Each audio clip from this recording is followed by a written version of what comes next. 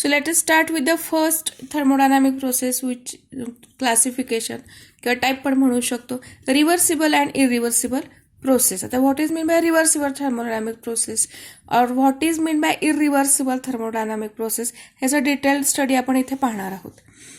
So we know that when two objects at different temperature are brought in thermal contact, they reach a thermal equilibrium. हे तर आपल्याला माहिती आहे की नाही, दोन वेगळे वेगळे ऑब्जेक्ट आहेत, ते कसे येणार आहेत थर्मल कॉन्टॅक्टमध्ये. ते पण कसे आहेत तर दोन ऑब्जेक्ट आहेत त्यांचं टेम्परेचर डिफरंट आहे, म्हणजे दोन ऑब्जेक्ट की ज्यांचं टेम्परेचर डिफरंट आहे ते असे आपण एकत्र कसे ठेवणार आहेत की थर्मल कॉन्टॅक्टमध्ये. असं ठेवल्यानंतर एक पॉईंट असा येतो किंवा एक वेळ अशी येते की ज्या वेळेला तिथे थर्मल इक्विलिब्रियम सेटअप होतो. हे आपण पाहिलेलं आहे. एक्झाम्पल की पाण्याचा ग्लास आणि त्याच्यामध्ये आपण आईस क्यूब टाकला, बर्फ टाकला, तर बर्फ काय होतो, वितळतो आणि पाणी आहे ते जे टेम्परेचर असतं ते आणखीन कमी होतं आणि मग थोड्या वेळाने बर्फ पूर्ण वितळतो आणि पाण्याचं आधीचं जे टेम्परेचर त्याच्यापेक्षा टेम्परेचर बरंच खाली येतं आणि फायनली आपली जी टोटल सिस्टीम असते ती थर्मल इक्विलिब्रियममध्ये येते. मग in this process object at higher temperature loses its heat. जो आपला ऑब्जेक्ट आहे की जो हायेस्ट टेम्परेचरला आहे त्याचे that loses heat and the object at lower temperature gains heat. बर्फ बघा की जो लोअर टेम्परेचरला आहे तो हीट गेन करतो, कुठून, पाण्याकडून हीट गेन करतो आणि मग स्वतः बर्फ वितळतो आणि त्याच वेळेला पाणी जे आहे त्याचं टेम्परेचर जास्त असतं, त्याची हीट बर्फाला दिली जाते. मीन्स वॉटर ही जी सिस्टीम आहे that loses its heat and simultaneously water is at higher temperature so it loses its heat.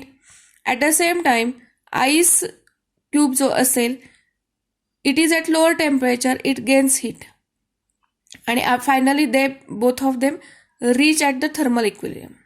But we never observe that after some time the two objects are back to their initial temperatures. हे आपण कधी observe केलेलं नाहीये. The object that was previously hot never becomes hot again. की जो object higher टेम्परेचरला असतो तो पुन्हा परत तेवढाच हॉट होत नाही आणि जेवढा आधी तो गरम असतो. त्याचबरोबर जो आपला कोल्ड ऑब्जेक्ट आहे तो सुद्धा it never becomes cold again or once again. जेवढा तो आधी प्रिव्हियसली असतो तेवढा once they reach the thermal equilibrium. म्हणजे थर्मल इक्विलिब्रियम अटेंड केल्यानंतर जो आपला ऑब्जेक्ट हॉट आहे तो परत पूर्वी एवढाच हॉट होत नाही किंवा जो आपला कोल्ड ऑब्जेक्ट आहे तो पूर्वी इतका कोल्डही होत नाही कधी थर्मल इक्विलिब्रियम अटेंड केल्यानंतर. So I again repeat, the object that was previously hot never becomes hot again and previously cold object never becomes cold again once they reached a thermal equilibrium. That means the two objects at different temperature reaching the thermal equilibrium is an irreversible process. ती पण कशी, thermodynamic. Therm ह्याच्यामध्ये involved आहे की दोन object आहेत जे की डिफरंट टेम्परेचरला आहेत, ते थर्मल कॉन्टॅक्टमध्ये आल्यानंतर ज्यावेळेला थर्मल इक्विलिब्रियम अटेंड करतात that process is an irreversible process. Such processes do not restore the initial state of the system. अशा ज्या प्रोसेसेस आहेत, कुठल्या irreversible processes, they do not restore initial state of the system. म्हणजे सुरुवातीचं temperature जे सिस्टीमचं होतं ते तिथेच राहत नाहीत किंवा प्रेशर किंवा व्हॉल्यूम जे काय असेल त्याचे इनिशियल स्टेट ती रिस्टोर होत नाही. किंवा दुसरं पण इथे एक्झाम्पल दिलेले आहेत की बघा, पंक्चरिंग अँड इनफ्लॅटेन बलून और टायर किंवा बलून म्हणजे फुगवलेलं आहे बलून, त्याला आपण पंक्चर केलं. किंवा रबिंग आवर पॉम्स टुगेदर, आपले तळहात एकमेकांवरती आपण घासले. बर्निंग अ कॅन्डल म्हणजे मेणबत्ती आपण जाळली. These are the some familiar examples of the irreversible thermodynamic processes. एकदा त्या घडून गेल्यानंतर थर्मल इक्विलिब्रियम अटेंड झाल्यानंतर परत प्रिव्हियस त्यांची जी स्टेट असते ती इनिशियल स्टेट अटेंड होत नाही after equilibrium reach, thermal equilibrium reach झाल्यानंतर पुन्हा होत नाही. Means they are irreversible processes. Some processes such as melting of ice, freezing of water, boiling of water, condensation of steam can be reversed. बघा, melting of ice ही reversible आहे. Freezing of water, boiling of water म्हणजे आता काय होणार आहे, ice melt झाला, पाणी तयार झालं. पाण्याला जर फ्रीज केलं तर पुन्हा आईस तयार झाला. पाण्याला बॉईल केलं, उकळलं, त्याची स्टीम झाली. स्टीमला पुन्हा कंडेन्स केलं, ते पुन्हा पाणी झालं. मग अशा प्रकारची इनिशियल स्टेट अटेन होते.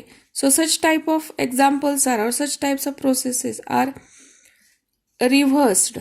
So means the initial state of the system can be restored. म्हणजे थोडक्यात जेव्हा इनिशियल स्टेट रिस्टोर होते त्या प्रोसेस कशा असतील, रिव्हर्सिबल असतात. आणि ज्या प्रोसेसमध्ये थर्मल इक्विलिब्रियम अटेंड केल्यानंतर इनिशियल स्टेट रिस्टोर होत नाही, do not restore initial state. बघा, do not restore initial state are reversible process and initial state of the system restored are the familiar examples of the thermodynamic process which are reversible. मग हा main difference आहे reversible आणि irreversible thermodynamic प्रोसेसमध्ये. आता इथे graphical representation केलेलं आहे with the help of PV diagram. PV diagram तर आपल्याला आता ओळखीची झालेली आहे, प्रेशर आणि volume. A thermodynamic process or thermodynamic change can be reversible process or can be reversible change or it can be irreversible process or it can be irreversible change. ठीक आहे, process म्हणा किंवा चेंज म्हणा, काही म्हणू शकतो. So a thermodynamic process can be a reversible और it can be irreversible process. आता इथे बघा, एक्स ॲक्सिसवरती व्हॉल्यूम आहे आणि प्रेशर आहे वाय ॲक्सिसवरती. ही आपली इनिशियल स्टेट आहे ॲज युजल. याचं प्रेशर आहे ते इनिशियल पी आय, व्हॉल्यूम असेल ते initial volume V I. Final state आता इथे बी पॉईंट टाकायला पाहिजे, तर इथे फायनल स्टेट आहे, त्यामुळं इथलं जे प्रेशर आहे फायनल ते पी एफ आणि जे फायनल व्हॉल्यूम असेल ते व्ही एफ. आता ही पी व्ही डायग्राम आपण बघूया. तर इथे वेगळं काय आहे, तर इथे डायरेक्शन दाखवले आहेत बघा. ही या डायरेक्शनला एकदा झाले त्याच पाथनी पुन्हा पण प्रोसेस जाऊ शकते. आता इथे एक्सप्लेनेशन दिलेलं आहे. Earlier we have seen that a thermodynamic process can be represented by a PV diagram. Reversible process is a change that can be retraced. The change can be retraced in reverse और opposite direction. बघा, ह्याच ना आलंय त्याच डायरेक्शननं पुन्हा जाता येतं अशा process. The path of a reversible thermodynamic process is the same in forward and reverse direction. दोन्ही फॉरवर्ड डायरेक्शन आणि रिव्हर्स डायरेक्शनमध्ये पाथ कसा असतो, सेम असतो. The figure A shows the path of a thermodynamic, ती पण कशी, reversible thermodynamic process. This path shows a reversible expansion of a gas followed by its reversible compression. Such change are very slow and is very or there is no loss of the any energy in the process. बघा, अशा ज्या process आहेत किंवा expansion of a gas, ते पण कसं, reversible expansion of a gas followed by its reversible compression. Expansion आणि compression. Such changes are very slow. असे ह्या प्रोसेसेस होताना त्याच्यातले जे चेंजेस असतात ते इतके स्लो असतात, so that there is no loss of energy in the process and the system is back to its initial state after it is taken along the reverse path. Hence finally reversible processes are ideal processes. A real thermodynamic process will always encounter some loss due to friction or some other dissipative forces. G real thermodynamic process आहेत किंवा ज्या thermodynamic processes असतात त्यांच्यामध्ये नेहमी कुठल्या ना कुठल्या प्रकारचा लॉस हा होतो.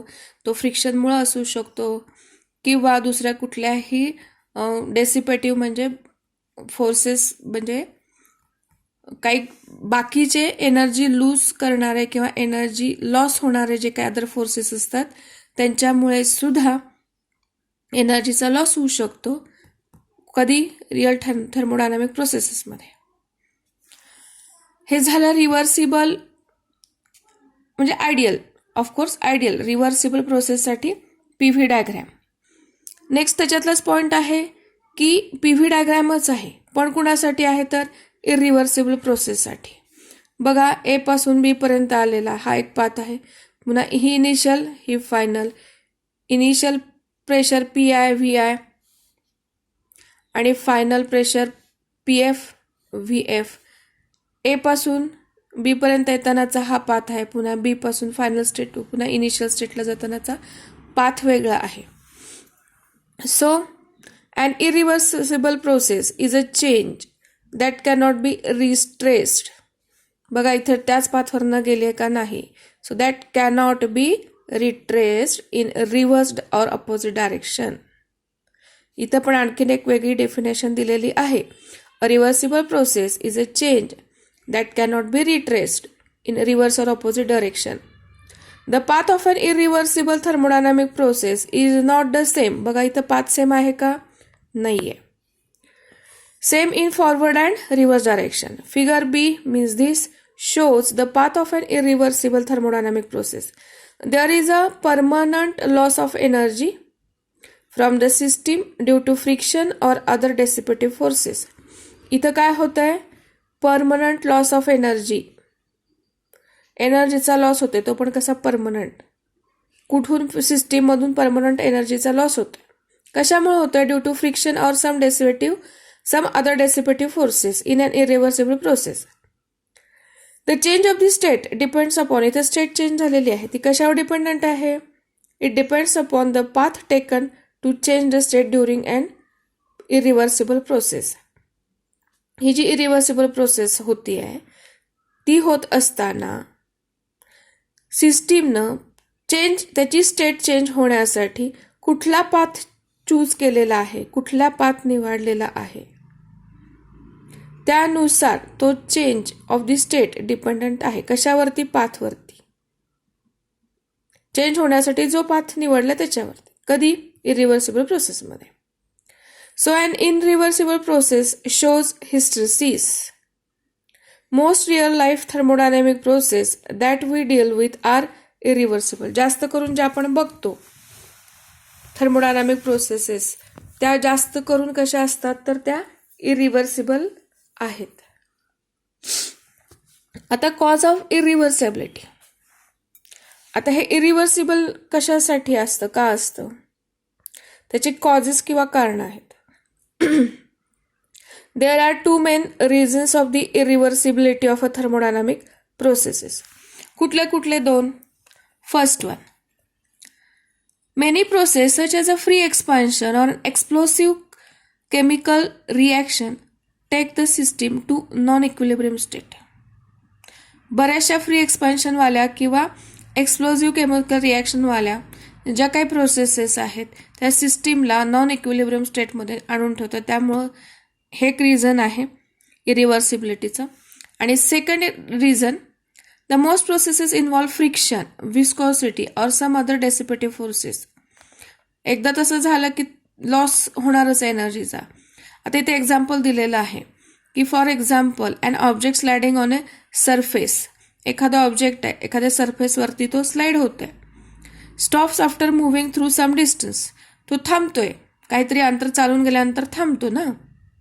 स्लाइड होता होता बघा, कॅरम बोर्डवरती तुम्ही स्ट्रायकरने स्ट्राईक केलं, स्ट्रायकर जास्तीत जास्त अंतर जाईल पण नंतर तो थांबतोच ना. इव्हन प्लेग्राऊंडवरती तुम्ही खेळता खेळता चेंडू आहे तो जमिनीवरती टाकला, जरी तो रोल होत गेला तरी सुद्धा कुठेतरी काही अंतर गेल्यानंतर तो थांबतोच. सो अँड ऑब्जेक्ट्स, आता इथे स्लायडिंग घेतलं त्यामुळे स्ट्रायकर हे बेस्ट एक्झाम्पल होऊ शकतं कॅरम बोर्डवरचं. So object sliding on a surface stops after moving through some distance due to the friction. हे कशामुळे थांबतो तो? तर friction and loses its mechanical energy in the form of heat due to the surface, and it gets heated itself. The dissipative forces are always present everywhere and can be minimized at the best, but cannot be fully eliminated. आता हे forces आपण minimise करू शकतो. Carrom बोर्डवरती जर का आपण powder वगैरे टाकली तर ते फ्रिक्शन कमी करता येऊ शकतं, है ना. आणि मग तिथे एनर्जीचा लॉस आपण मिनिमाइज करू शकतो, पण पूर्णपणे इलिमिनेशन होत नाही, इलिमिनेशन करता येत नाही. So dissipative forces are always present everywhere. हे प्रत्येक ठिकाणी असतातच, त्यामुळे ते आपण फक्त मिनिमाइज करू शकतो मॅक्सिममली, पण इलिमिनेट म्हणजे पूर्णपणे ते घालवता येत नाही. सो हे these are the two reasons for the irreversibility. Now let us see assumptions for the discussion of thermodynamic processes. ज्यावेळेला आपण थर्मोडायनामिक प्रोसेसेसचं डिस्कशन करणार आहोत त्यावेळेला काही अझम्पशन्स करावे लागतात किंवा केले गेलेले आहेत, तर ते आपण पाहणार आहोत. We will be discussing various types of thermodynamic system. In the following section, there are the assumptions we make for the discussion. Assumption number 1. Majority of the thermodynamic processes we will be discussing in the following section are reversible. ज्या आपण नंतर इथून पुढे thermodynamic processes पाहणार आहोत त्या बऱ्याचशा कशा आहेत, रिव्हर्सिबल आहेत, असं अझम्पशन करतोय. That is they are quasistatic in nature. क्वासिस्टॅटिकचे मिनिंग लास्ट व्हिडिओजमध्ये व्हेरी स्लो, इन्फिनिटेसिमली स्लो असतात प्रोसेसेस, त्यांना आपण क्वासिस्टॅटिक म्हणतो. They are extremely slow and system undergoes infinitesimal change at every stage except the adiabatic process. Adiabatic process सोडली तर बाकीच्या ह्याच्यामध्ये ते इन्फिनिटेसिमल चेंज असतो at every stage of the system is there for in thermodynamic equilibrium during all the change. हे first assumption. Next assumption. The system involved in all processes is an ideal or ideal gas enclosed in a cylinder having movable frictionless massless piston. बऱ्याच वेळेला system म्हणून आपण ज्यावेळेला बोलतो किंवा involve करतो त्यावेळेला एक आयडियल गॅसच असतो की जो काय सिलेंडरमध्ये एन्क्लोज आहे किंवा कन्फाइंड आहे, आणि त्या सिलेंडरचा जो पिस्टन आहे तो कसा असतो, मुव्हेबल असतो, फ्रिक्शनलेस आणि मासलेस. हे अझम्पशन आहे. Depending on the requirements of the process, the walls of the cylinder, ज्या काही आपल्या रिक्वायरमेंट आहे त्यानुसार त्या सिलेंडरच्या वॉल्स कशा आहेत, that can be good thermal conductors for an isothermal process or can be thermally insulating for an adiabatic process. And third and the last assumption is that the ideal gas equation is applicable to the system. सिस्टीमसाठी ideal gas equation हे कसं असतं तर applicable असतं.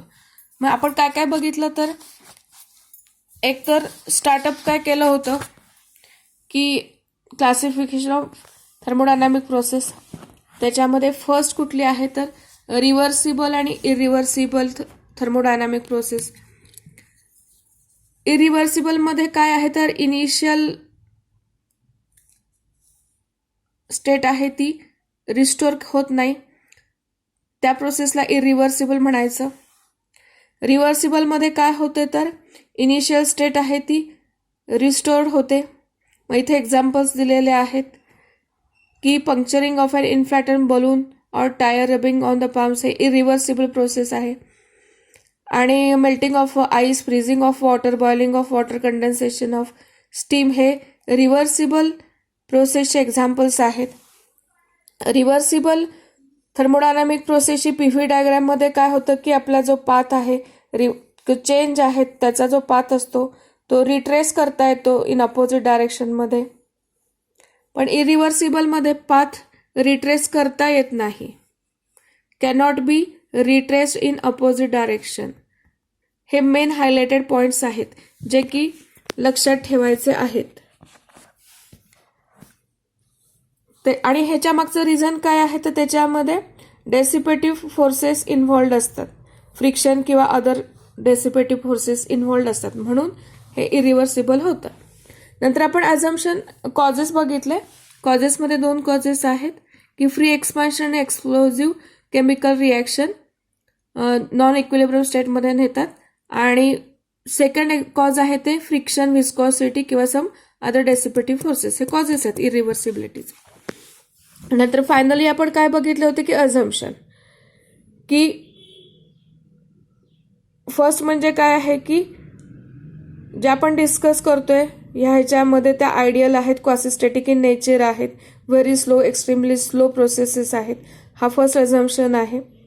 Second assumption काय आहे की all प्रोसेसेसमध्ये आपण जो काही सिस्टीम म्हणून कन्सिडर करतो तो म्हणजे आयडियल गॅस असतो की जो एका सिलेंडरमध्ये कन्फाइंड असतो, आणि त्या सिलेंडरचा पिस्टन कसा असतो, मुव्हेबल, फ्रिक्शनलेस, मासलेस, आणि जे सिलेंडरच्या वॉल्स आहेत त्या कशा असतात, गुड थर्मल कंडक्टर्स असतात. लास्ट अझम्पशन कसं आहे तर आयडियल गॅस इक्वेशन आपण अप्लाय करू शकतो. थँक्यू.